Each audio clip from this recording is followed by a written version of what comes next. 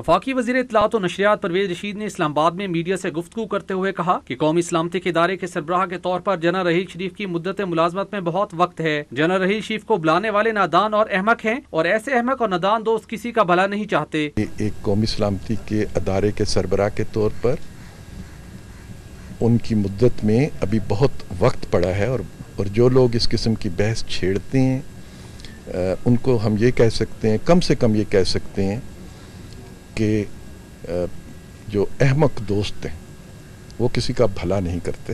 وزیر اطلاعات کا کہنا تھا کہ وزیراعظم نواز شریف نے دوبارہ اپنے معاملات سنبھال لیے ہیں۔ تاریخ میں وزیراعظم نواز شریف کی انتھک محنت کو یاد رکھا جائے گا۔ لوگوں نے راستے میں رکاوٹیں ڈالنے کی کوشش کی مگر وزیراعظم نے ان کو کامیاب نہیں ہونے دیا۔ ان کی قیادت میں پاکستان نے جس طرح گزشتہ 3 سالوں میں کامیابیاں حاصل کی ہیں، مزید کامیابیاں پاکستان کو ملیں گی، دہشت گردی کا خاتمہ بھی ہوگا۔